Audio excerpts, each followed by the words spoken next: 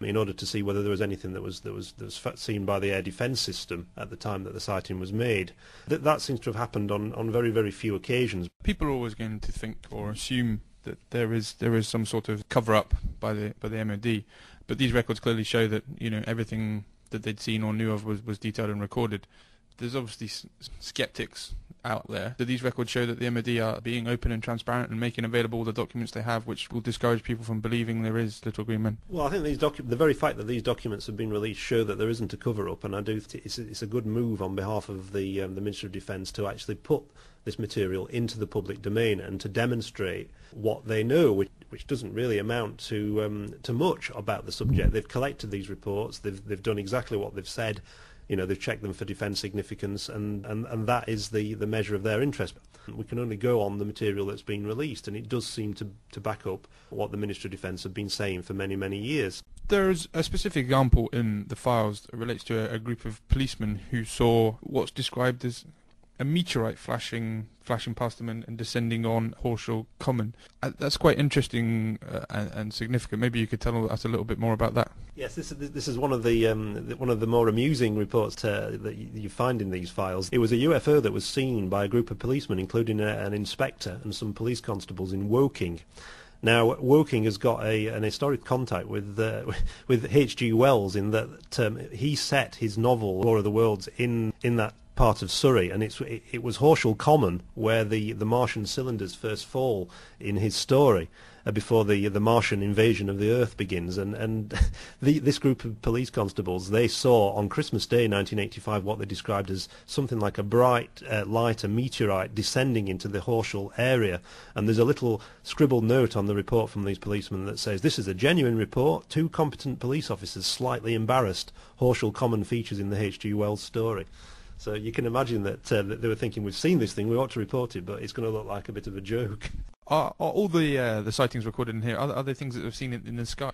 What is actually significant about this collection of papers is that because they relate to the early 1980s, this was when the first mysterious crop circles in fields of wheat and barley began to appear in southern England. And there's a very interesting report from August 1985 in these papers that was sent to the MOD by a lieutenant colonel in the Army Air Corps, and he had done a bit of a private investigation of one of these crop circle formations that had turned up in a field near Andover in Hampshire.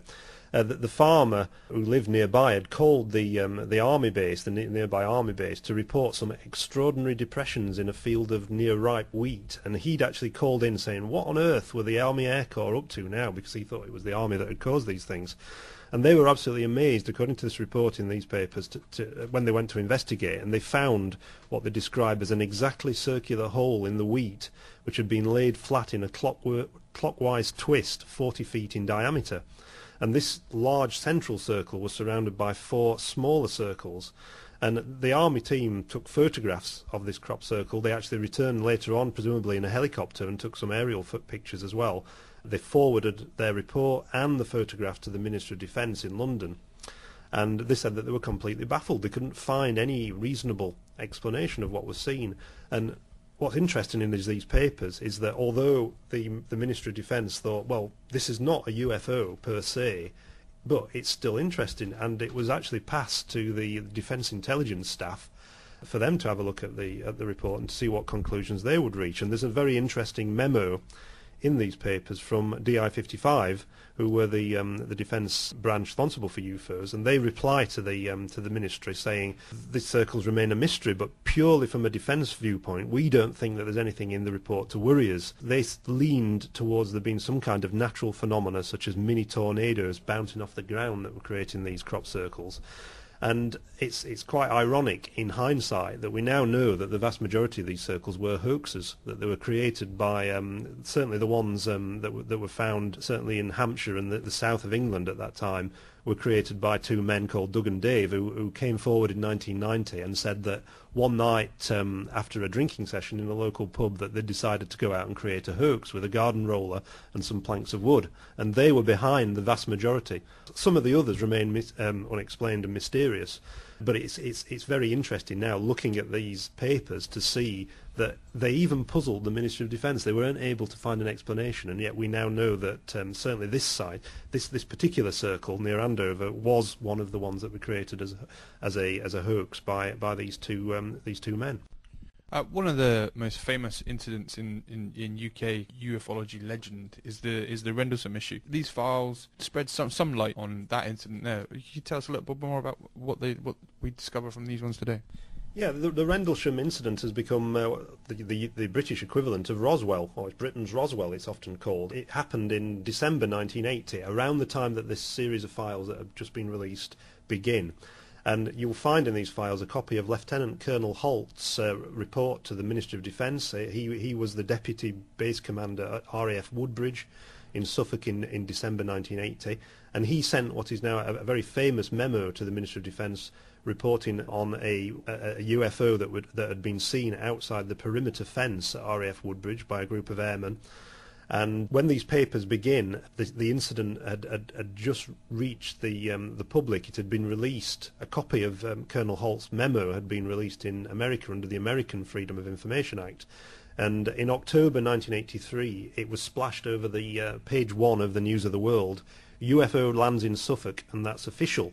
And the papers that have been released show the reaction of the Ministry of Defence to the worldwide sensation that this report had created, and it led to a former Chief of Defence Staff, Lord Peter Hill Norton, writing to the MOD to ask for a meeting to discuss this, because he'd read the reports and he wanted to find out what was behind it. He was intrigued, and there were lots of letters between Lord Hill Norton and the Ministry of Defence in these files. And what's quite interesting is there is a very detailed briefing paper that was prepared for the meeting that the MOD had with Lord Hill Norton in 1985 about the Rendlesham incident.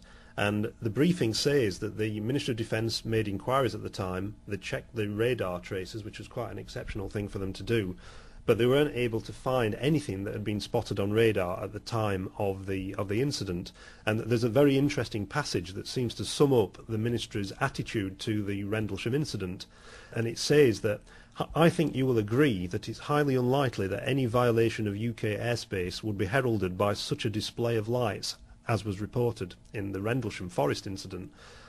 We think it's equally unlikely that any reconnaissance or spying activity would be announced in this way, and we believe that the fact that Colonel Holt did not report these occurrences to the MOD for almost 2 weeks after the event, together with the low-key manner in which he handled the matter, are indicative of the degree of importance in defence terms that should be attached to the incident." The National Archives has got a long track record in bringing history to life and making historical material available to the public. This is a really significant landmark in that the MOD are planning to release the largest single release of records younger than 30 years in the department's entire history. We're talking a significant amount of paperwork here, and all of this has got to be scanned. But at the end of the process, after the 3 to 4 years that are involved, we will see an entire collection of something like 50 or 60 years, beginning in the 1950s, right up to 2007. So anyone who's interested in any little way in this subject will be able to find something of interest. Where can people access these files from, David? They can be accessed via the National Archives website, which is www.nationalarchives.gov.uk/UFOs. This was recorded live on the 25th of April 2008 at the National Archives. It was presented by Dr David Clarke.